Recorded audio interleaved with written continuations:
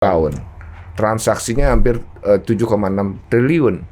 Dan datanya World Economic Forum itu jelas 20, tinggal yang lokalnya tinggal 20%. Kan orang di e-commerce sekarang belanja dipengaruhi ya perbincangan di medsos. Tapi belinya kemudian nanti transaksinya di e-commerce. Ada upaya betul-betul untuk menghancurkan, menguasai market Indonesia dengan produk luar yang sangat murah, sehingga kita dari sisi produksi kita lumpuh. Nah, yang parah ini di e-commerce karena 56% dikuasai oleh asing.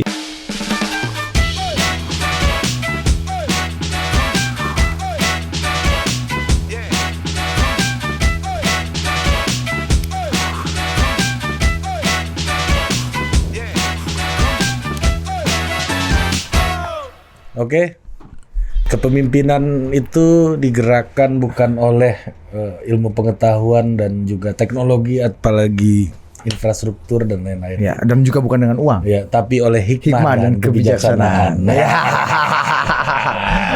Ini quote kalau Kariles kan rata-rata ada Benjamin Franklin. Ini siapa deh? Nggak ada, kita aja barusan. Kita aja sekarang. Iya, siapa quote-nya gini, Kang? Tadi hikmah kebijaksanaan. Quote-nya siapa? Kawan-kawan. Kawan-kawan. Abang-abang. Dan di sini udah ada dua abang-abang kita, akang-akang gitu. Akang-akang. Ini ambience-nya sangat Java Jive apa? Iya, Java Jive. Iya. Ini mana Dani mana Fatur nih.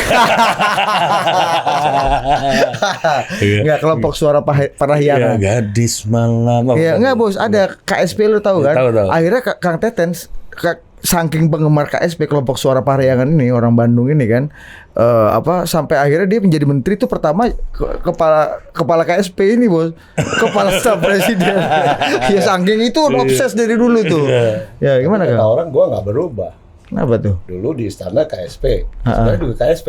Apa tuh? Kalau di sana kepala staf presiden, di sini koperasi simpan pinjam. Kalau di kosan gua dulu Kang, yang biasanya ya ada kawan-kawan yang rezeki agak berlebih. Tok, Bapak koperasi. Akhir bulan biasa. Minjemin duit. Keluarin duit dari jendela aja. Udah gak mau lihat muka. Bapak koperasi di sana. Lu gak ada duit, lapor dulu Bapak koperasi. Oh jadi KSP memang lu emang target emang ininya ini ya, hidup bersama KSP ini Kang ya. Dulu kan kita seneng KSP juga. Iya. Tapi katanya dulu tekanan agak banyak tuh waktu jadi KSP dulu dibanding sekarang. Enggak. Lebih banyak rahasia ya dulu ya. Rahasia. Kalau itu kan tekanan dari atas, kalau ini dari bawah. Tekanan dari simpan pinjam.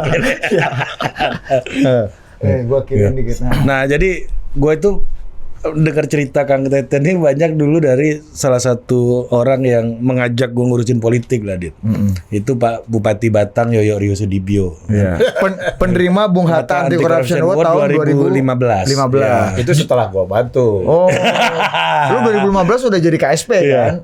Belum. Enggak dong. 2015. Enggak Pak Yoyo, enggak 2015 dong, Ri. Bung Hatta Anti Corruption Award. Pokoknya begitu dia masuk jadi pejabat udah berhenti itu Bung Hatta Anti Corruption, Bos. 2015 Pak Yoyo dapatnya. Nah, waktu itu arak-arakannya di kantornya Surya Chandra gitu-gitu dulu tuh sebelum ke acara penyerahan tuh. Iya, kan? dulu dia dapat itu karena dinilai dia berhasil melakukan reformasi anggaran. Nah, Dulu gua yang bantu. 2015 tuh kan seremoninya, prosesnya dibantu Kang Teten. Ya, due diligence-nya. Dari 2012 dia jadi bupati. Nah, apa yang terjadi? Ceritanya apa nih? Ceritanya bahwa bukan soal anggaran ini. Teten tuh dulu aku yang intilin dulu waktu jadi kerja di BIN. Sebagai aktivis kiri. Itu yang dia bilang ketika datang ke kantor saya di Transparansi Nasional. TI. Gua habis dari ICW kan ke TI. Itu Om Bang Mulia gitu-gitu ya Kang ya? Ya mulia sampai di situ. Nah saya jadi sekjennya lah gitu. Dan datanglah Bupati Yoyo datang ke gua masuk dengan supirnya. Jadi yang pertama ditanya Bupati itu gua supirnya. Karena saya belum pernah tahu. Lebih gagah hati supir. Lebih ganteng, lebih gagah. Gua pikir Pak Yoyo ini supirnya, saya yang tanya saya justru supir aslinya. Iya. Dan dia kebiasaan Pak duduk Yoyo depan bilang, ya. Iya. Pak, saya bupatinya. Ini supir saya. Memang. Oh itu lah. Iya. Jadi gimana Pak? Ya saya tuh minta bantuan Pak Teten. Saya ini. Tapi saya tuh dulu yang ngintelin Pak Teten gitu. Kurang ajar gitu. Minta tolong. Iya. Nah, karena waktu itu belum era Jokowi ya Kang ya. Karena kalau era Jokowi itu tongkrongan pejabat itu bisa nggak ada standar bos. Nggak. Kalau dulu zaman Pak SBY, Pak Harto, apalagi kan pejabat Gagah-gagah. menteri itu kan tongkrongan mah udah pasti ada kan Kang. Mengalami nggak Kang? Dianggap tongkrongan pejabat ini waktu itu. Memang sejak Pak Jokowi berubah. Mm-mm. Jadi standar ganteng tuh berubah. Nah, gimana tuh? Gimana cerita dong? Standar ganteng ini makin orisinil ini ya. Iya. Ya. Ya seperti itu. Iya. Dan lu tau gak Ri, sekarang kan kita tahu gini. Ini ada satu nih, Pak Jokowi itu kan sekarang penyuka kopi tuh, kemana-mana dia coba kopi apa. Awalnya dulu gue itu kan wartawannya Pak Jokowi dari zaman balai kota, nggak pernah dia ngopi Kang. Katanya sakit perut apa nggak cocok Iya. waktu zaman gubernur ya. Nah kenapa itu dia bisa berubah Jadi anak senja itu, Pak. jadi anak senja-senja bersama Vicky Satari ini? Nah, waktu itu 17-an Agustus saya dengan petani kopi di Bali, di Bangli ya, di Kintamani. Kemudian bikin ini event, nyajiin kopi di istana. Karena biasanya kopi tubruk. Oh iya, tahu. Nah, kita bawa Iya. mesin espresso, kemudian udah menjamu tamu-tamu negara lah. Kita bikin banyak banget itu. Berapa mesin waktu itu? 4 kalau nggak salah. Istana Merdeka, Istana Negara. Nah, jadi kita sajikan tuh. Wah, itu pertama kali tuh 17-an Iya. Agustus di istana, kopinya Kopi serius ya. kopi benar. Kita bawa barista kan. Termasuk anak saya juga jadi barista waktu itu. Nah terus saya tawarin ke Pak Jokowi sama Ibu Iriana, Pak ngopi ya. Nah, kata beliau, saya suka kembung, Pak. Suka ini. Ah itu sih kata saya kopinya jelek Pak. Nah, saya bikinin 2, saya minta bikinin, terus kita kasihkan ke beliau, terus saya lihat dari jauh, kemudian diicip-icip, terus gitu kan. Jawab. Terus break menjelang duhur break, beliau ke Istana Merdeka, terus pas habis sholat duhur, beliau kembali lagi dari Istana Merdeka ke Istana Negara di belakang. Terus saya jemput, beliau turun dari bogi, terus Pak Jokowi bilang, Pak yang kok enak kopi tadi ya? Tadi di mana? Itu Pak, saya bilang, wah saya mau ke Tempat kopinya. tempat kopi. Akhirnya ya itu. Nah saya kira setelah itu beliau Iya. menyukai kopi. Jadi anak senja ini lah bikin Veranda Bahkan- Talk ini kan Kang. Setelah itu kan. Waktu itu saya pernah beliau meminta pengen punya mesin kopi Oh. waktu di Bogor. Terus. Ya jadi beliau kemudian juga memiliki mesin espresso sendiri. Akang juga tuh yang menggalang tuh. Sebagai divisi penggalangan istana ini. Dan beliau minta ya dipesankan lah Heeh. mesin kopinya gitu. Akhirnya saya kontak si siapa pemilik monolog Oh. kafe yang di PS. Saya bilang cariin dari dia terus pasangin di rumah. Nah, setelah itu saya lihat beliau jadi biasa Minum kopi. Iya Memang kan? kalau kopi jelek kan kita bisa Iya. bolos. Berarti bisa juga Kang Teten ini cepat juga merubah behavior dari kekuasaan. Masuk orang ini ya. Enggak, ini omongan dari beberapa kawan aktivis Prodem gitu. Prodemokrasi istilahnya kan kalau teman-teman NGO pasca reformasi kan nyebutnya Prodem gitu.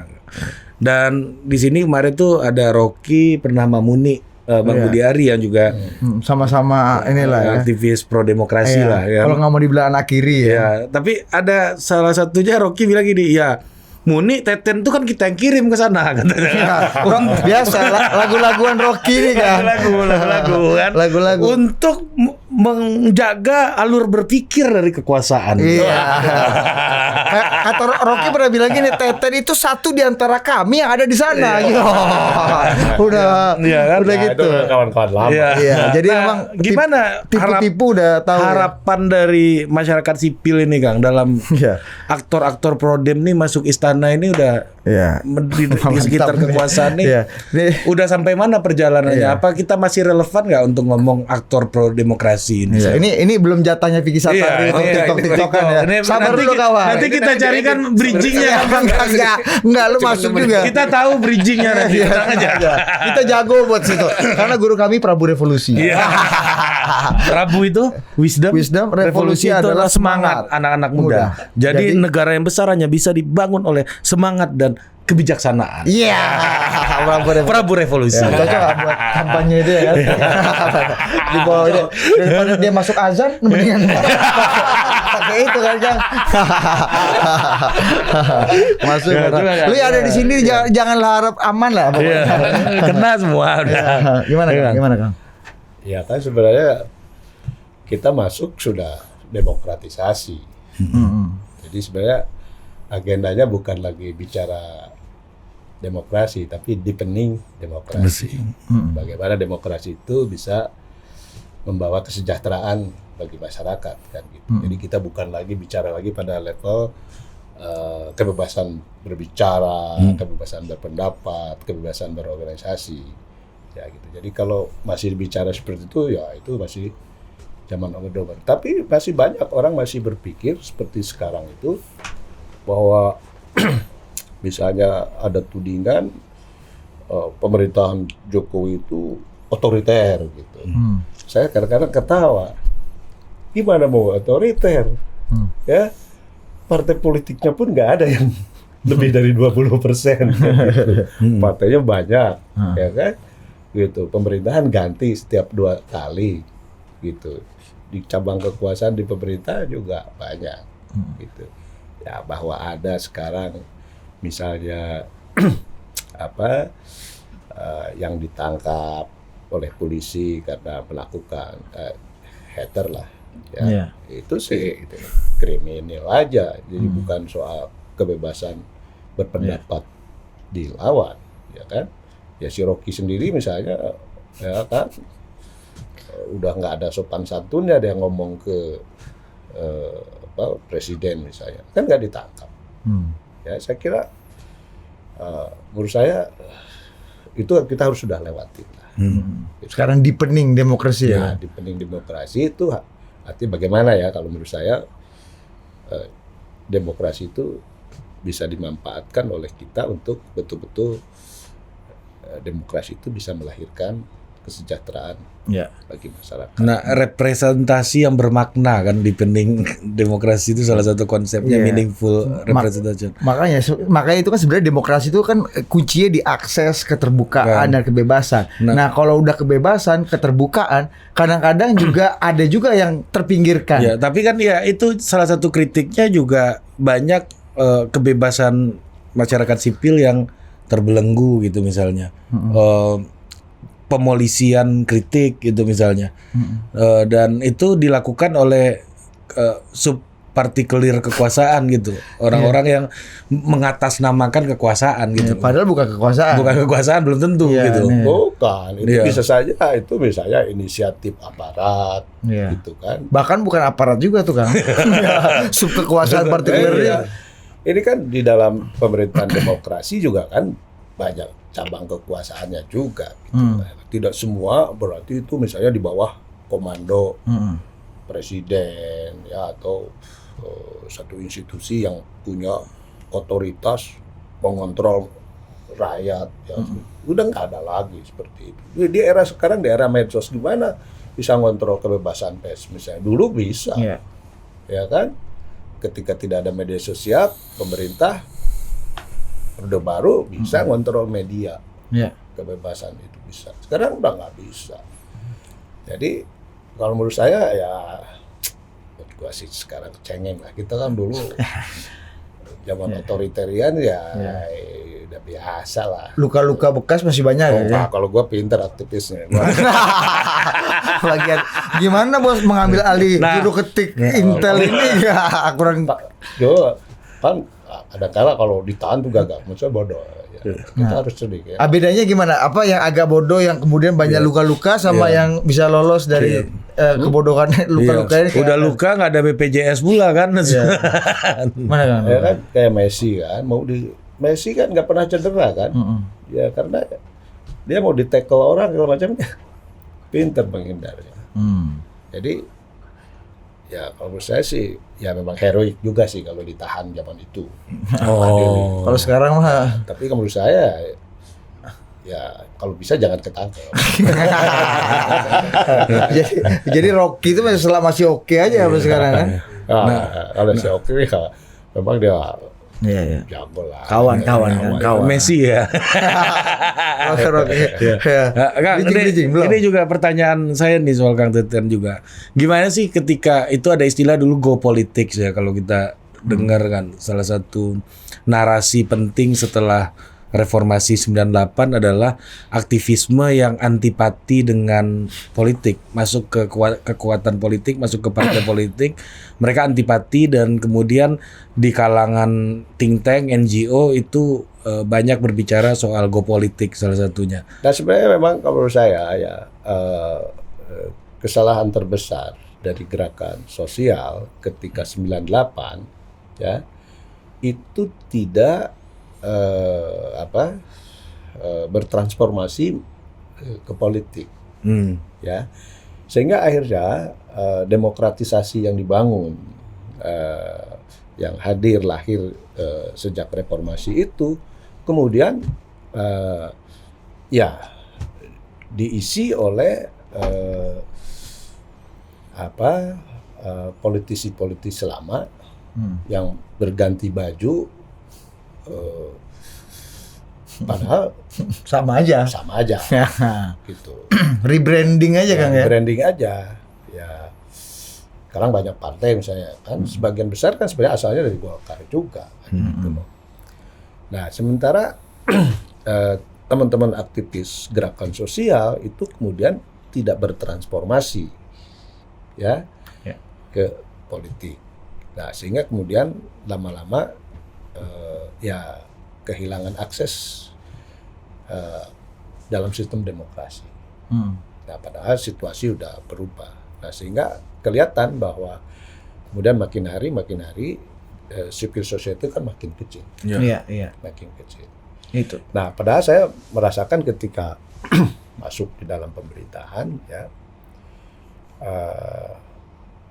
menurut saya ada banyak ruang untuk melakukan perubahan. Ya.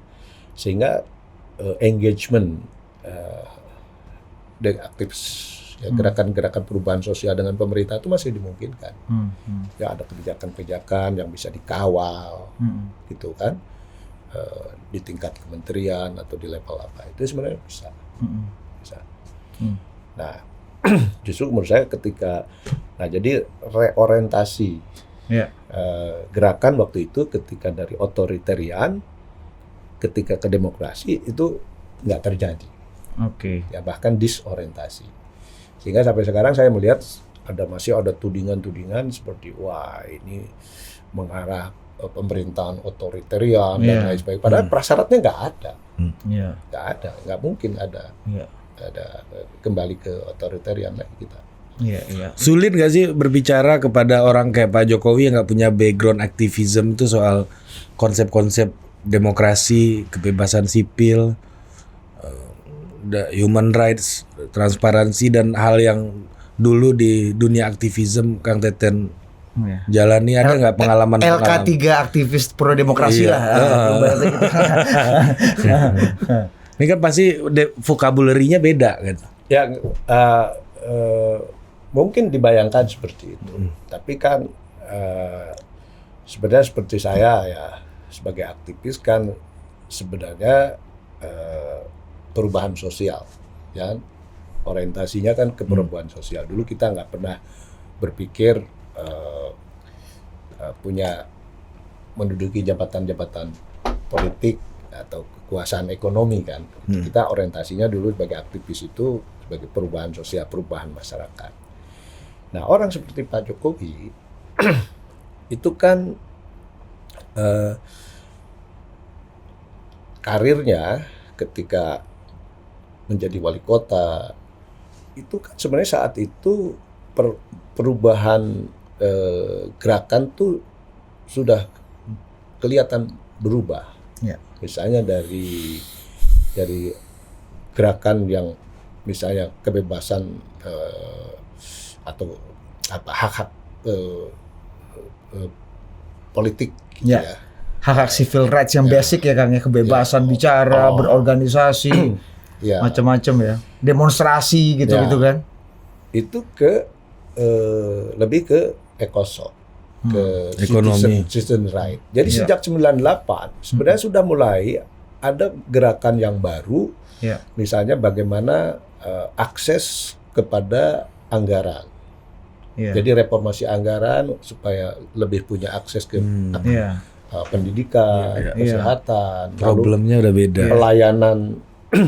pelayanan publik yang cepat, Betul. misalnya pelayanan KTP, izin usaha, itu kan muncul sejak 98. Akses kepada perempuan lebih banyak gitu kan. Misalnya 30% kuota perempuan misalnya di politik ya kan. seperti Di busway ini kita harus Berarti ada space untuk dari demokratisasi ke good governance sebenarnya ya Kang? Ya, jadi misalnya Pak Jokowi, misalnya Ahok, atau mungkin ada beberapa lagi seperti Bu Risma dan lain sebagainya kan muncul di saat memang ada perubahan orientasi masyarakat yang tadinya mungkin politik itu lebih bicara Iya. ideologi yang besar. Iya, antara kiri kanan orang udah aja bosan ya. juga, Iya. gitu kan, karena, lalu orang lebih pragmatis, saya menyebutnya lebih ke citizen movement, Iya. karena yang dituntut sebagai citizen right, Karena hak kebutuhannya sebagai beda kan warga ya? negara.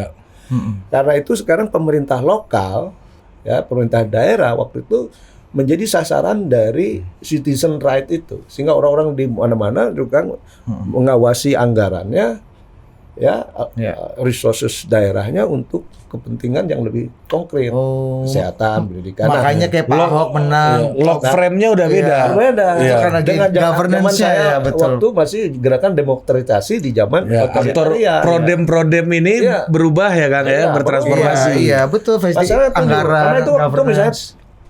muncul model-model gerakan baru, misalnya transparansi anggaran, Betul. Iya, iya. Festival anggaran. itu kan nggak pernah ada sebelumnya. Iya, nggak kenal zaman lu tuh, nggak kenal lu ada. zaman itu tuh kan ya. Pokoknya civil and political right waktu itu. Iya, iya. Sipol ya. Nah, kalau dari situ maka Pak Jokowi, Bu Risma, Ahok lahir justru Itu pioneer mereka karena justru ya. menjawab Kebutuhan itu. tuntutan-tuntutan warga negara Iya, tadi. iya, iya. Gitu. Iya iya iya. Iya, Iya, kan? dari demokratisasi ke good governance isunya kan, Ya, kepada iya. transparansi Seperti itu. gitu, Iya. pelayanan Itu publik berubah. gitu. Nah, karena itu saya tidak ada kesulitan. Iya. Nah, karena Pak Jokowi juga memang beliau kan pemimpin dari rakyat, paham betul kesulitan rakyat dan tahu apa yang dilakukan. Iya. Ya, dan memang tuntutan rakyat juga pragmatis sekarang ini. Iya. Dan Kang Tetennya juga sebagai aktivis juga bertransformasi kan tentunya dari yang prodem menjadi yang Iya, tadi menjawab kolaboratif iya, tadi kan, yang kayak menjawab sama Pak Yoyo. kebutuhan sipil itu. Iya Iya. kan? Iya, jadi, Iya. jadi Cerita sama kita Pak harus Yoyo. mengubah Iya. ya, gitu. Termasuk perjuangannya Kang ya, kayak misalnya gitu ya, transformasi tadi Kang Teten bilang banyak politisi yang ganti baju aja, bertransformasi berganti baju. Kayak sekarang juga yang lagi rame Ri, ini banyak juga social commerce bertransformasi jadi jualan gitu kan. Masuk bridging gua mantap kan? Agak kurang sih. Tapi boleh lah. Iya, boleh. Usaha. Gue lagi cari celah nih gimana lagi bridging ke masuk ke kawan ini. Enggak, gini. Ke barang ini. Cara Coba, agak coba. paradigmatik Coba, dikit coba. bridging lo gini. Iya, gimana? Kan berubah tadi dari pelayanan dari demokratisasi demokratisasi jadi ke governance. good governance, pelayanan publik, hak-hak warga. Iya. Ini ada hak-hak warga yang bagus juga. diancam oleh keberadaan Apa? ya medsosnya menjadi saking nggak ngerti ya kita nggak tahu nyebutnya gimana nih mana. apa namanya? Sosial kamar dari medsos jadi sosial kamar. Iya, dari buat selfie joget-joget kenapa jadi jualan? Iya, ini kan hak Sebenarnya warga nih. apakah itu nggak apa-apa atau nggak boleh? Ini gitu? hak warga nih kan. Iya. Hak warga kita mendapat perlindungan untuk menjalankan. Disitulah aktivis pro demokrasi bertransformasi. Iya. Manten kan? Maksudnya isu-isu perlindungan yang lebih Bridging mantap. yang lebih real. Langsung ke sini ya. Iya. Isunya kan. Coba kasih dulu. 80-an. Nah, dia balikin lagi ke 80 nih. Iya kan kita balikin. Iya. Penggusuran tanah untuk Iya. Ya, iya benar. Iya. Waduk-waduk nih pembangunan waduk, Fisik-fisik ya, fisik-fisik lah. Ya. Sekarang kan nggak lagi lewat kekuasaan, tapi lewat platform digital. Top Bridging lagi tuh. Kita diajarin bridging sama kawan. Ini lebih paten. Menteri emang lebih paten ya. Makanya dia jadi menteri, Bos. Yang mendorong kematian media. Karena media kan sekarat. Zaman Orde Baru banyak siupnya media yang dicabut tuh zaman Pak Harto. Mati tuh. Iya. Kekuasaan yang mencabut ya kan. Kekuasaan. Sekarang kematian media karena iklannya diambil oleh platform global. Mati karena algoritma. Dibunuh algoritma. Makanya. So mau tuding apa? Iya betul. Aktornya udah makin kompleks. Iya, Aktornya bertambah kan. Benar. Dan Makanya sementara ini aktivis-aktivis yang nggak berubah itu isunya masih lama. Melihat itu justru negara sebagai ancaman, pemerintah sebagai ancaman. Padahal negara pun terancam sekarang. Negara kan sekarang dengan platform digital sekarang, karena kita nggak kontrol teknologinya. Nah gimana ya? Apa kondisi yang paling mengancam apa nih? Kang Vicky Satari. Kan udah bertiga bridging nih Kang. Ini kami bridging untuk lu nih Kang. Iya. Dari tadi kata Kang Vicky ini kampret. Ini kapan nih bridging Kalau ini? serius pikir lah. Gimana Kang kondisi Kang? Jadi karena di sebelah Pak Menteri, kalau saya harus mohon izin dulu. Kenapa? Karena nggak boleh ada matahari kembar.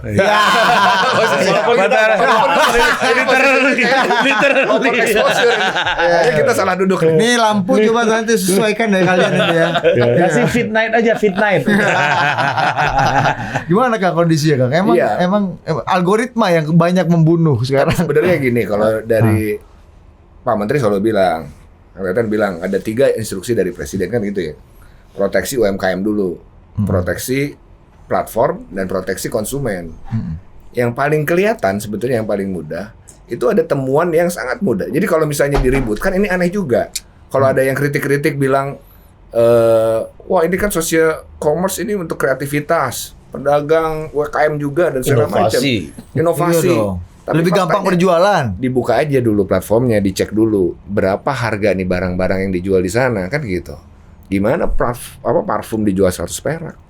Gimana sepatu dijual masa ada Kang? 15.000? Ya dicek deh. Itu mah kayak kasih gratis pura-pura gratis gitu lah ya. Lebih begitu. Kerudung dijual 7.500. Dan hijab itu datanya bisa 1 miliar ya. 1 miliar pieces setahun. Transaksinya hampir 7,6 triliun. Dan datanya World Economic Forum itu jelas tinggal yang lokal tinggal 20%. 80%-nya impor.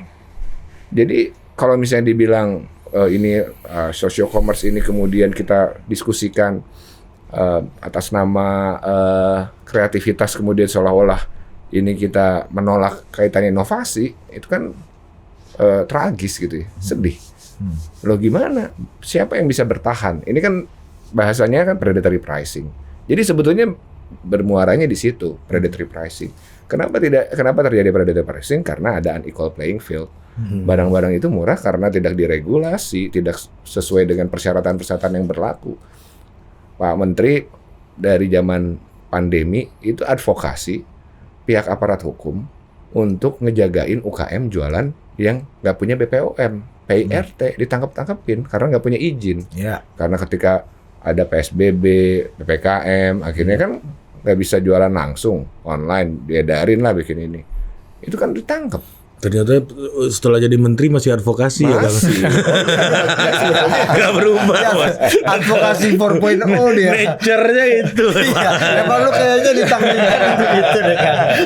Yang sebenarnya didiskusikan tuh bagian dari advokasi. Iya.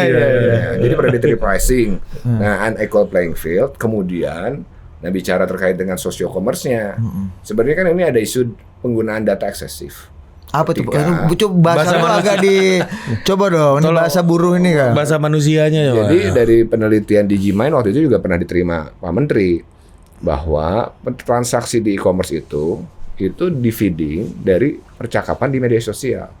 Oh. Jadi sebetulnya diskusinya, influencingnya ada di diskusi-diskusi, conversation di media sosial. Misalnya coba kasih contoh Jadi yang kalau agak misalnya ada barang bagus nih, bro ini ada brand baru jaket top Misalnya UKM. kita Itu didiskusikan di chat-chatan media nih. sosial. Iya, Komen. misalnya di grup WA lah. WA. Kita misalnya ceritalah, di situ ada sate yang enak gitu kan. Heeh. Nah, itu kan orang di e-commerce sekarang belanja dipengaruhi ya perbincangan di medsos.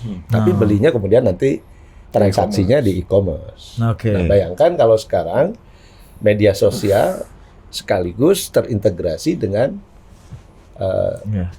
commerce-nya, transaksinya. Nah, sehingga seperti di China. Ya, kan pemerintah Cina mengatur bagaimana platform digital itu tidak monopoli. Karena kan di era digital ini kan kekuatannya data. Nah, ya ketika data itu bisa terkonsolidasi, ya dengan AI ya sudah Selesai itu. behavior konsumen, ya lifestyle segala macam udah. Iya. Ini sehingga ini kan bisa menjadi satu kekuatan ekonomi, ya. Misalnya, ini orang Indonesia udah terdata, terdetek behavior konsumennya tadi.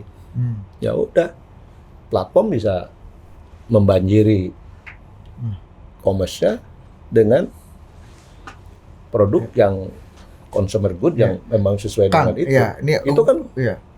bahaya. Jadi monopoli itu data, algoritma yang bahaya. Nah, bedanya apa Kang? Ketika dulu Kang Teten dari dulu bilang, ayo para pedagang-pedagang, UMKM mikro segala macam, ayo masuk ke e-commerce, masuk ke digital, supaya lu bisa berjualan lebih bagus lagi, berjualan lebih besar lagi. Memang Ini begini. apa bedanya dengan kampanye seperti itu gitu dari zaman waktu Memang itu? kan transformasi digital ini kan tak terhindarkan, termasuk di Indonesia. Dan kalau kita sebagai sebuah negara bisa mengelola transformasi digital ini bisa membawa kemakmuran. Ya, di Cina sendiri misalnya, ya transformasi digital di digital ekonomi mereka itu 90% itu dikuasai domestik. Nah, gimana? Ya. Karena Asing produksinya banget. produksi Ya. domestik Iya, kan. karena Yang misalnya memproduksi domestik, ya. konsumennya juga domestik. transformasi digitalnya tuh bukan di hilir saja, Tapi di hulu. marketplace, tapi Betul. di hulu. Betul, setuju. Bagaimana mesin pintar ini lebih mengefisienkan produksi pabrik, hubungkan dengan gudang dan Termasuk 3D printing lain. segala macam itu. 4.0 itu kan sebenarnya konsep pertamanya dari Jerman kan ya, karena Iya, untuk hulu ya. pabrik kan, untuk pabrik sebenarnya. Industrialisasi. Iya. Nah, sehingga transformasi digital itu betul-betul melahirkan ekonomi baru Ya, Iya. yang lebih dan efisien. melindungi ekonomi domestik, gitu. Nah, kalau di Indonesia kan terbalik, Terbalik. karena Betul. penggunaan teknologi digital, mesin pintar di hulu diproduksinya tidak terjadi. Nah, Boleh dibilang kurang. Justru di hilirnya. Nah, sehingga ya tidak melahirkan ekonomi baru, tapi kue ekonomi harus dibagi lebih banyak lagi. Karena pedagangnya makin banyak, sellernya makin banyak, apalagi diserbu produk dari luar yang harganya lebih murah. lebih murah. Masalah segala serbuan berarti ini ya Kang ya, yang kemudian dianggap Itu, ketidakadilan itu. Nah, ya karena itu di awal saya katakan tadi, saya jawab itu kenapa dulu kita dorong UMKM kita Go digital. digital, target kita 30 juta, sekarang baru 22 juta. Nah, tapi sekarang karena di awal-awal memang ini kan memberikan manfaat ya.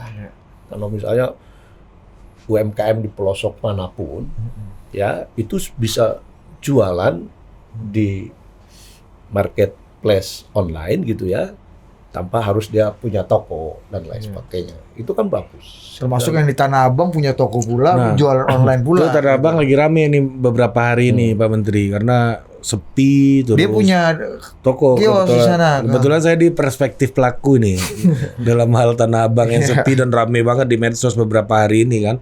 Tuh kan. Ya tuh jadi soalnya nah, banyak yang bilang TikTok Shop ya oke, itu satu hal. Kita setuju tadi ada serbuan. Tapi di sisi yang lain menurut saya banyak dari pedagang Tanah Abang itu juga imunnya nggak kuat dalam menghadapi serbuan ini. Misalnya kayak ya kita tahu negara lain misalnya kayak Swiss gitu, negara kecil gitu ya. Itu mereka bikin Rolex itu mau diserbu kayak apapun juga nggak akan bisa nggak akan bisa jatuh tuh, orang tetap cari Rolex kan. Nah bertahun-tahun moda produksinya orang di Tanah Abang, mereka menikmati Reselleran. model istilahnya gua pedagang retail makelar ya gitu kan. Dia ngambil margin dari impor-impor atau produksi dikit, margin dikit gitu ya. Tapi tidak ada perubahan perilaku menuju pembenahan di hulu tadi, pemanfaatan teknologi di hulu ya, investasi di brand, investasi di produk sendiri dan sehingga- menggunakan teknologi tinggi dalam pengolahan itu nggak ada. Nah, gimana apa sih sebenarnya langkah konkretnya pemerintah hari ini, Kang, untuk juga selain tadi mendorong sebanyak-banyaknya orang masuk ke dalam digital gitu kan. Jangan-jangan nih pemerintah lagi mendorong orang banyak masuk ke kolosium untuk ditebas-tebasin sama gladiator-gladiator dalam situ gitu. Ya, yang mana mereka nggak siap perisainya atau nggak siap di hulunya gitu. Ya kan tadi seperti saya katakan, transformasi digital ini kan tak terhindarkan. Ya maka kita menyiapkan sekecil apapun usaha, para UMKM juga harus masuk go digital. Nah, kita udah tahu lah banyak mall di Amerika, di kita juga kan, apalagi seperti pasar Tanah Abang itu kalau tidak go digital pasti tewas. lewat lah, karena tren konsumsi kita ini ya behavior konsumen itu kan go digital karena di situ banyak kemudahan dan lain sebagainya. Nah, sekarang persoalannya bukan antara offline dan online.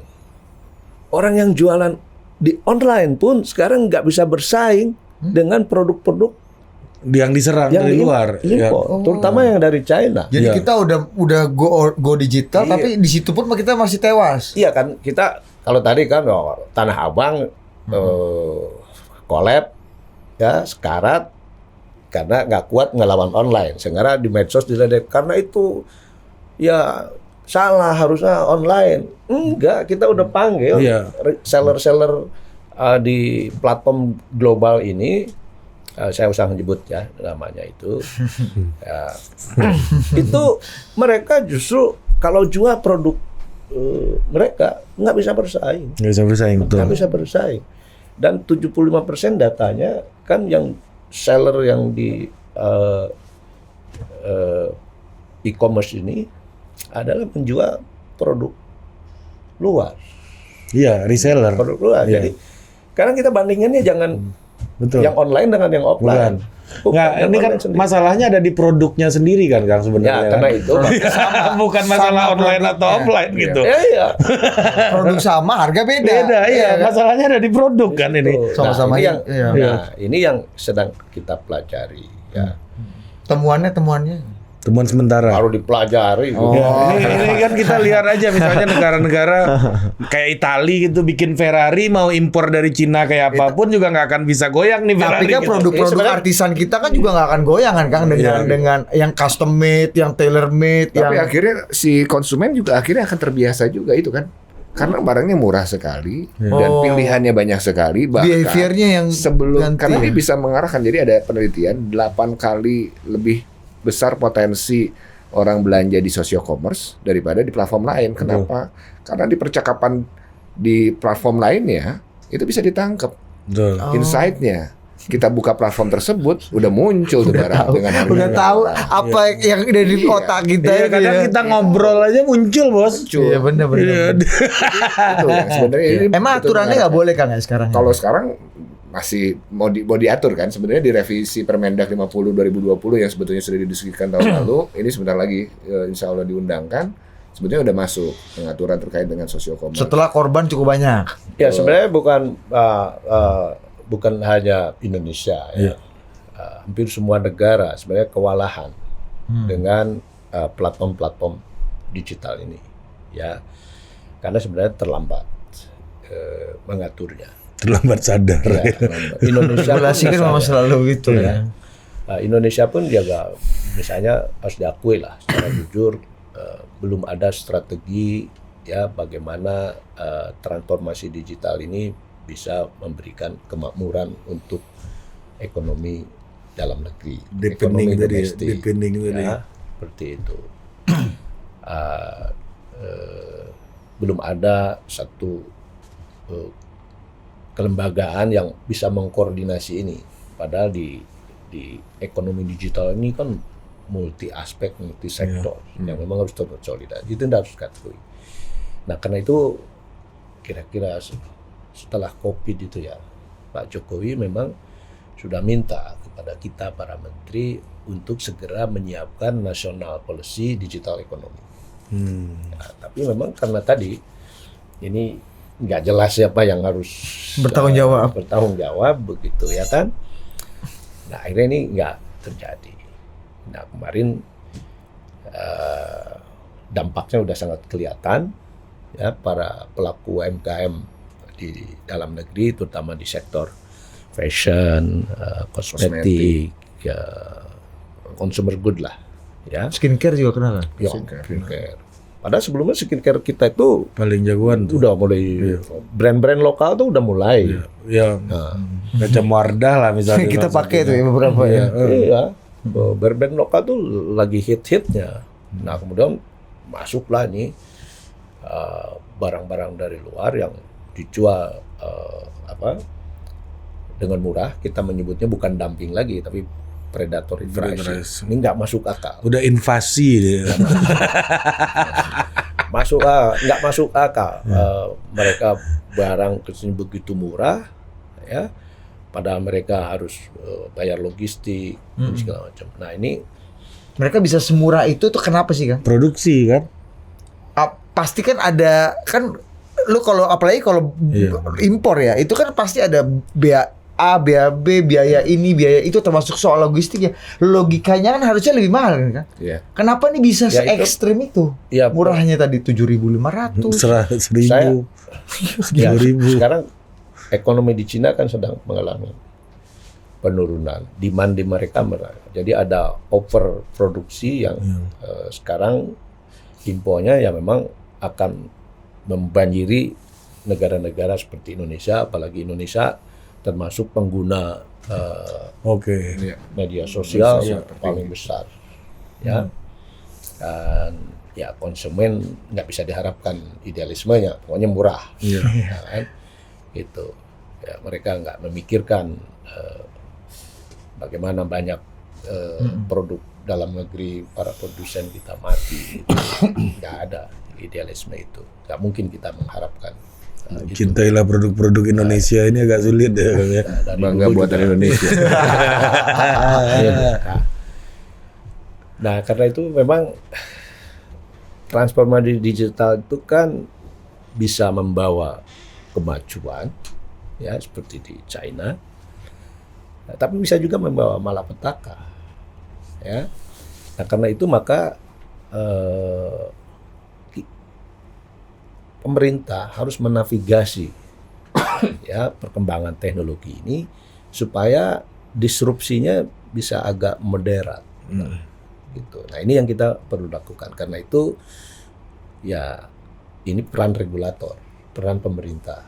Udah nggak bisa lagi, ayo kamu produk kamu perbaiki supaya bisa bersaing gitu, itu udah nggak bisa tuh Kang, narasi begitu. Karena ada tadi unequal playing field. Iya. Orang nggak bayar pajak, orang nggak bayar BPOM, nggak ngurus sertifikasi halal. Gimana barang Rp100 dengan produksi sekian gitu kan? Bisa. Labelnya. Iya, mungkin itu kan ada yang retail online tuh, yang dari luar langsung B2C itu nggak ngurusin Bea cukai segala macam. nggak ngurusin pajak, Iya. nggak ngurusin BPOM, izin edar, halal, sertifikasi SNI-nya. Sementara UMKM di sini kalau mau jualan harus ngurus itu semua. Nggak Nggak jelas. adil. Dan ya. itu cost. Nggak, ya cost. Itu artinya tidak sama playing field-nya. Ini yang sedang kita minta, kita reform. Ya, nah ini termasuk substansi yang kita mau minta di perubahan di kebijakan perdagangan Permendagnya.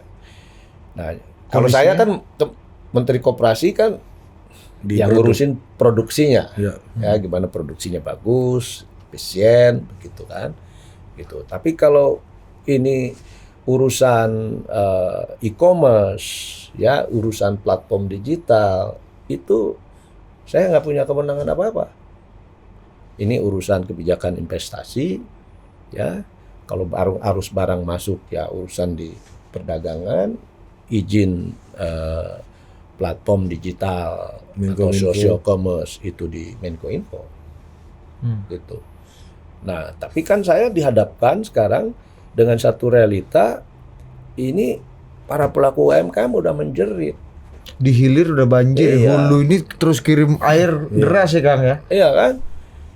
Nah, saya udah nggak kuat, ya saya teriak aja. Ya.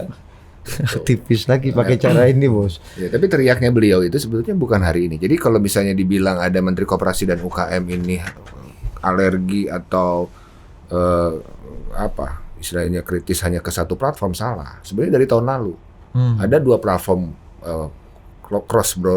cross border e-commerce itu dipanggil karena ada temuan, ada laporan. Iya. Yang damping dulu ada Mr. Who, Iya. yang barangnya itu murah sekali gitu. Dipanggil dalam 2 hari 3 hari ada goodwill. Beliau panggil langsung, CEO-nya langsung datang dari China. Artinya udah ketahuan ya siapa-siapanya itu udah tahu langsung tuh Kang. ketahuan, datang langsung yang datangnya CEO-nya dari CTO datang Co-founder lah. co-founder. Tapi langsung ada goodwill tutup 13 kategori barang yang memang ditenggarai gitu. Ini ada Ya, praktek. Oh, ada negative Karena waktu itu list-nya. juga Ada sama, dari pricing. teriak. Waktu itu perusahaan pakaian muslim itu teriak. Ya. Ya. Ini ada produk dari Cina dijual di platform cross borders dengan harga yang juga nggak masuk akal. Begitu. Beres kan? Nah, saya mau cerita. Waktu yang pertama kali Pak Menteri ini teriak, itu kan ketika isu Project S di Inggris.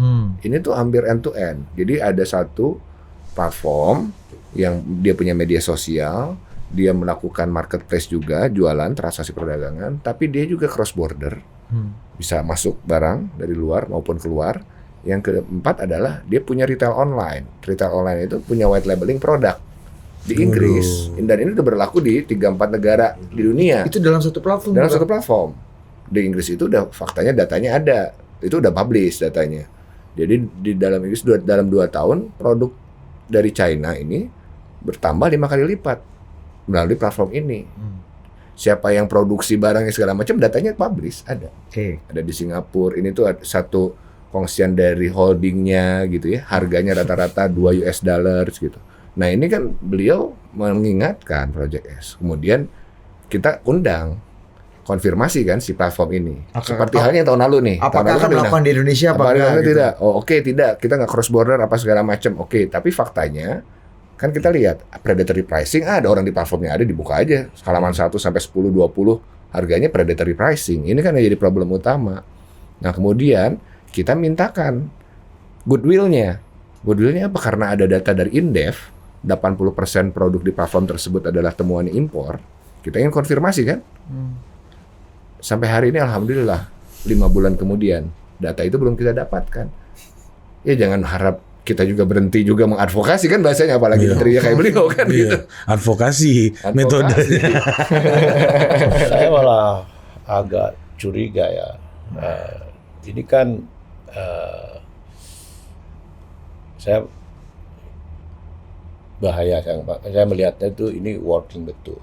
Kalau misalnya ada upaya betul-betul untuk menghancurkan, menguasai market Indonesia dengan produk luar yang sangat murah, sehingga kita dari sisi produksi kita lumpuh. Nah kalau udah lumpuh, ya kan, menurut saya kita udah kehilangan segala-galanya. Sebab kalau kekuatan ekonomi kan diproduksi, bukan di perdagangannya. Yeah.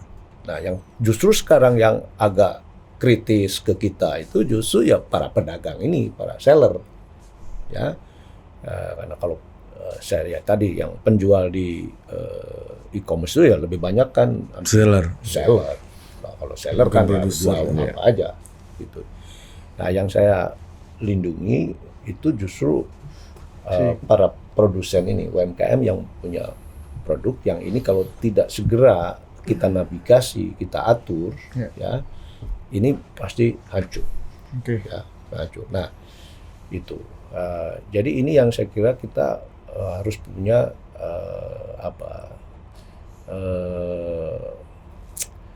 urgensi, sensitif urgensinya harus sudah ada nih dari semua, begitu. Nah, alhamdulillah lah sekarang kemarin minggu lalu Pak Mensesnek sudah manggil seluruh kementerian yang terlibat urusan ini, ya, Mendak, dari Kemenkop, ada Menkominfo, ada dari investasi untuk sepakatlah menyusun nanti ada satgas transformasi digital ini. Ya, nah, ya memang harus sudah mulai. Memang harus agak keras ini advokasinya nih. Ya kan dulu juga kita mengadvokasi kebijakan pemerintah. Ya ternyata dalam pemerintahan juga harus ada advokasi. Ternyata gua nggak berhenti, Bos. Masuk pun masih advokasi kan. Ya, karena tadi ada yang berganti-ganti baju aja gitu kan, tapi karena kebijakan itu ternyata nggak punya kakinya sendiri. Iya. Tapi katanya Menteri Perdagangan udah ada goodwill juga tuh Kang untuk. Ya udah setuju. Jadi Ya, ada Zul, 4 isu yang kita ingin dirubah ya di dalam Permendag ini udah setuju. Tapi sebenarnya kita butuh kebijakan yang lebih besar ini, karena termasuk tadi yang seperti Cina lakukan. Sebenarnya intinya bagaimana jangan sampai ada monopoli data. Monopoli data. Iya. Nah ini kan orang Indonesia aja yang menurut saya ya, Iya. ya ada pada masuklah mereka nari-nari, nyanyi-nyanyi gitu kan, sampai ada sekitar 120 juta tuh masuk ke platform itu. LEO band aja ada LEO band di situ. Di Grab kan tuh ada datanya gitu. LEO band aja ada tuh lagu-lagunya di situ, LEO band. Baru tahu saya. Iya. Lu jangan adu domba. LEO band dia. Sama personil lain maksudnya. Siapa yang masukin?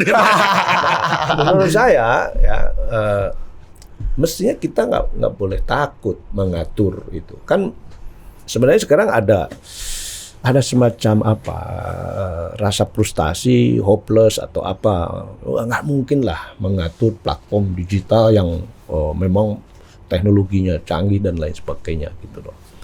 Jadi saya tahu betul nih ya ketika kita mendorong wah ini perlu ada perubahan kebijakan dan lain sebagainya, muncul tuh di IG kami segala macam seperti pesimis gitu. Ya, menurut saya nggak perlu, karena ini kan sebenarnya Indonesia ini kan marketnya besar, ya, 270 juta penduduk kita itu, dan Indonesia ini di antara negara G20 atau di ASEAN gitu, ini kan juga yang pertumbuhan ekonominya oke. 7 triwulan terus-menerus di atas 5. Dan ini hanya 3 negara di G20. Ya. Gitu. Nah, karena itu kita akan menjadi sasar. Nah, saya melihatnya begini ya. Ya, ketika yang pertama dulu kita manggil 2 platform cross border itu, saya kan sebenarnya nggak punya kewenangan. Ya, mereka juga bisa menolak saya. Tapi saya bilang, please, you kalau mau dagang di sini kan market kita besar. Ya, lu mau berjangka panjang atau jangka panjang? Ya, kita minta itu di drop lah. Ini menghancurkan ekonomi UMKM yang menjadi tanggung jawab. Kan masih banyak saya bilang Indonesia belum punya produk. You bisa jualan yang kita belum punya. Deal. Nah, itu yang kita harapkan sebenarnya ada goodwill ya dari platform-platform global itu terhadap ekonomi kita juga domestik gitu. Ya kan ini kita pertukaran perdagangan, kita sudah ekonomi bebas juga, saya kira mesti ada etiknya juga. Gitu ya. Nah, jadi mereka bagus. Nah, ini enggak. Gitu. Nah, karena itu saya ya ini juga ada kaitan tadi lah. Memang sedang di China sendiri ekonomi sedang menuju. Justru mereka kalau nggak lempar itu jadi cost malah mereka kan. Iya. Biaya gudang mahal. Nah, karena itu memang ini yang harus diatur. Jadi bukan soal bagaimana kita mengatur jangan sampai ada monopoli data. Tapi kita juga harus mengatur arus masuk barang ke kita. Karena sama juga negara-negara luar juga kalau kita misalnya menjual produk konsumsi ke luar negeri, mereka juga pasang tarif bea masuk yang cukup tinggi gitu loh. Nah, kita bodoh aja kalau kemudian kita memberikan tarif bea masuk yang murah. Bahkan saya pernah sampaikan ke Pak Mendak, ya kita udah masuk dalam perdagangan bebas, tapi kita juga harus pandai-pandai lah. Karena kita juga Indonesia ini kan negaranya besar. Saya bilang coba aja lah. Barang yang masuk dari luar, barang-barang konsumsi ya, kecuali barang bahan baku segala macam kita butuh juga yang murah. Tapi kalau barang-barang konsumsi, udahlah diputar-putar dulu lah gitu. Dulu bukanya tuh berlabuhnya di Pelabuhan Sorong gitu kan. Nah, sehingga dari Sorong ke sini kan masih perlu ongkos lagi. Nah, itu cara kita untuk melindungi supaya yang lokal ini masih bisa bersaing lah. Kan gitu. Kan juga bagus kan kalau di Sorongnya juga tumbuh. Di Sorong tumbuh, Indonesia Timur tumbuh. Nah, yang sekarang ini kan muatan dari Indonesia bagian barat ke timur itu Penuh. hanya satu Jalan. satu kali, sehingga biayanya, logistiknya dibebankan. Makanya harga-harga di Indonesia Timur kan mahal. Harusnya Gitu. masuk Dari barat ke timur penuh, timur ke sini kosong. Oh, Nah, maka kosnya harga-harga di dibebankan. Indonesia Timur selalu lebih mahal. Gitu. Nah, ini kan sebenarnya bagus. Tol lautnya Pak Jokowi juga akan lancar segala macam. Kan itu mudah dan itu nggak akan kena semprit WTO. Itu kewenangan kita mau nunjuk pelabuhan mana. Oh, di NKRI juga ya. nggak perlu nego-nego Iya, ya. kecuali di Port Moresby. Yang ya kalau misalnya Singapura, negara yang sekecil itu nggak bisa ngatur gitu. Kita bisa taruh di pulau yang terjauh, gitu. Nah itu kan hal yang sederhana aja nggak dilakukan. Tapi menarik juga ya sedikit aja bahwa pada saat di awal beliau teriak lah, tiba-tiba banyak yang sinis-sinis. Ya elah, UMKM kita emang udah bisa bikin casing handphone murah-murah, kabel charger apa segala macam. Nah itu yang akhirnya kemudian hari ini udah mulai berbalik nih, mulai paham bahwa kenapa nggak ada UMKM yang bisa bikin casing handphone murah, kabel charger murah. Padahal sisi yang lain UMKM yang udah dikurasi apa segala macam udah bikin simulasi kapal selam, simulasi kapal terbang, IoT, AI udah banyak juga. Kita orang negara keempat startup digital Teknologi terbesar. keamanan sekelas NATO. NATO udah punya radar apa segala macam kan bisa. Persoalannya kesempatan. Karena orang pasarnya udah ada harga yang semurah itu, Iya. Udah nggak akan bisa compete, pasti langsung mati gitu UMKM kita. Akhirnya memilih yang lain. Makanya yang dibunuh tadi produsennya itu kan. Iya, Itu mantap. ya Makanya. sebetulnya. Ini ada Ini Putri kita- Tanjung di sini. Aduh. Ini Wangi wangi gantian langsung, ya? Ini gantian wangi ya? langsung beda Geter ya. gua nih. Ini kaki gua geter nih. Kan lu ngerasa ada wangi-wangi bagus ya. Makanya saya Putri tadi Tanjung ada- langsung. Geter nih kaki gua Coba nih. kamera diarahkan ke sana dulu. Kasih dulu ya. Kita lihat tuh. Dia hai tuh. Jarang-jarang Ini langsung ada wangi nih. ada oase di tengah padang pasir ini kan. Dari tadi kering betul Iya. ini pada pasir kita. Iya, kan? jadi memang itu dia. Iya, seperti Nah, UMKM kita. Nah, padahal Pak Jokowi berkali-kali menyampaikan, ini kan ada 2 kebijakan dari Pak Jokowi yang luar biasa. Ya, satu kebijakan hilirisasi. Ya. Ya, ini saya kira hilirisasi misalnya tidak lagi produk-produk mineral kita, hasil tambang kita diekspor barang mentahnya, tapi harus diolah sini sehingga itu tumbuh industrialisasi dalam negeri, lapangan kerja tercipta. Dan ini saya kira akan menjadi satu era baru industrialisasi yang memang berbasis pada bahan baku lokal. Jadi keunggulan domestik. Dulu industrialisasi yang pertama tahun 80-an zaman Pak Harto itu kan sebenarnya industri manufaktur yang memang kita juga semua bahan bakunya impor. Kita hanya menyediakan buruh murah sama stabilitas politik. Dan itu sunset industry dan sekarang terbang juga gitu. Nah, ini bagus. Nah, jadi kan sejak 98 kan terus mengalami deindustrialisasi. Nah, dan sekarang Pak Jokowi memulai membangun industrialisasi berbasis sumber daya lokal. Ya, paling tidak bahan bakunya ada di sini. Lokal konten. Nah, yang kedua, Dan nggak cuma nikel dan tambang-tambang ya, Kang? dan hilirisasi ini ya bukan hanya soal tambang, ya, tapi juga harus melibatkan para pelaku usaha kecil dan menengah. Dan banyak sebenarnya sumber daya, apakah hasil perkebunan, hasil pertanian di maritim itu seperti rumput laut dan sebagainya itu bisa diolah. Nah, ini yang sedang kita hilirisasi, ya. Ada tadi saya ke IPB punya teknologi bagaimana mengolah limbah sawit, ya, itu menjadi untuk plastik dan juga untuk tekstil. Kita kan nggak punya katun, kita impor. Nah, itu bisa, ya. Atau misalnya mengolah rumput laut menjadi aneka macam produk, termasuk misalnya beras analog. Tapi kan riset kampus ini perjalanannya menjadi sebuah industri itu kan berliku-liku lagi, Kang. Iya, kadang-kadang nggak nyambung kan? Ya, susah lagi berliku lagi untuk sampai ke situ R&D. Wah, juga. Lewat 14 tikungan dulu. Kalau 9 14 tikungan kan. Iya. Tahapannya enggak. Sekarang udah sampai ke bagaimana hasil riset itu bisa langsung dihilirisasi, dikomersialisasi.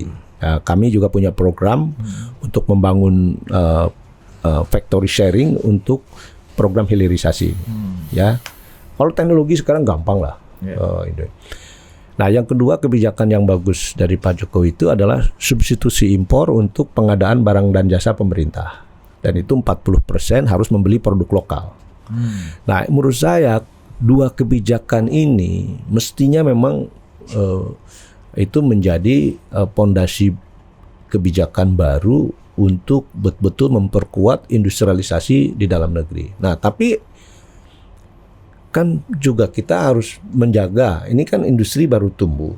Ya, kalau kemudian kebijakan perdagangan kita lemah, ya, diplomasi kita juga lemah. Gitu. Kalau kita jual barang keluar, tarifnya lebih mahal daripada negara-negara tetangga gitu kan. Sementara kalau barang dari luar masuk, termasuk barang konsumsi, lebih murah tarifnya, ini hancur gitu loh. Gak akan kuat. Makanya perlu advokasi ini, Kang. Ya. Advocacy forever. Tangan kiri naik dulu nggak di dalam presiden kabinet kan? Merdeka. Masih. Wah. Masih. Nggak, kok dia pakainya merdeka. Gua lagi curiga. Masih nih kayaknya nih. Oke, terima kasih Pak Makasih. Menteri, Kang Vicky. Siap. Dan Mantap itulah. ya. Dua. Kita yang ini harus kayaknya pertama kali kita harus menyesuaikan kadar lampu kita nih, supaya nggak. Ada Harum ya. Iya kan, beda. Ini baru nilam nih Kang. Ini kalau dihilirisasi mantap ini.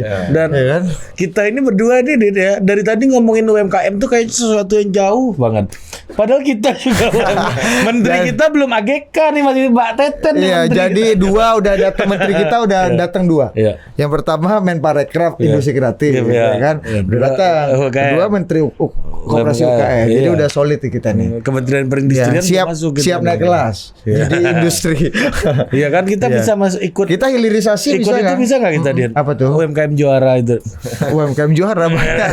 Apa? banyak. Gitu. Bersama Mbak Putri Tanjung ini loh. Pahlawan digital. Pahlawan digital, Tapi ya, ya. kita ini kan mengajak orang untuk masuk. Masih nggak tuh? Kita ngajak orang masuk lagi ke platform apa gara-gara Mr. Who, Mr. X, Mr. Jet Justru ini? menurut saya ya, memang kita nanti ya kita harus bersamaan. Kita harus membangun, membuat kebijakan perdagangan kita, investasi kita yang betul-betul bisa memproteksi ekonomi domestik. Ya, yang sudah bagus tuh ada di sektor keuangan. Ya, itu sekarang 94% dikuasai domestik. Oh, fintech, 6 itu fintech. asing. Ada fintech, ada payment digital, ada bank analog, kan? Itu kan bukan Bank digital. Bank digital, sorry. Analog. Karena saya ngomong beras analog tadi. Iya. Jadi ya, itu berhasil. BI dan OJK dan Kementerian Keuangan berhasil bagus. Nah, yang parah ini di e-commerce. Karena 56% Ya. dikuasai oleh asing. Advokasi Nah, gimana? sementara kita ngapain bangun-bangun internet, palaparing segala macam, pemerintah banyak. Ya. Ya. Nah, kayak itu tadi kita dengan market yang sangat besar ini sebenarnya orang mau berbisnis di sini. Iya. Nah, kalau kita bikin aturan yang baik, mereka juga nggak akan kabur, pasti tetap di sini. Gitu. Nah, itu aja yang kita nggak terlalu memanfaatkan bahwa kita punya power. Ada berita buruk juga sebenarnya buat industri media ya, Pak Menteri. Jangan- Lebih parah lagi. Jangan kita kena sebenarnya. lagi nih. Media parah, paling Lebih parah. 65% asing, Bos. Asing. Kita ini di platform asing juga nih. Betul. Ya kan? Iya, kita homeless ini. Iya, kita. karena itu waktu Hari Pers Nasional itu kan semua organisasi media baik yang Analog mainstream ataupun digital. media sampai yang online itu minta presiden mengeluarkan regulasi untuk mengatur algoritmanya platform digital. Karena keluhan mereka sekarang income mereka dari iklan itu udah dirampok iklannya oleh platform digital global. Bahasanya rampok ini yang kemarin lebih soft aja ada ya, Ri, ya. Emang kiri ini udah beda apa dari vocabulary aja udah Kakak kita nih dikasih mikrofon bahaya lah. Kita kurang-kurangin lah. Yang mending Elio Band part 2 lah. Ya, ngajak Raisa gitu kan sama Yuni Syara dipersering. Iya. Putri Tanjung juga udah bisa nyanyi. Ya dia nyanyi qasidah banyak bagus. Oke. Oke, Kang Tatan, Kang Vicky, Kang Syah. Ya. Sampai jumpa lagi di Total Politik berikutnya.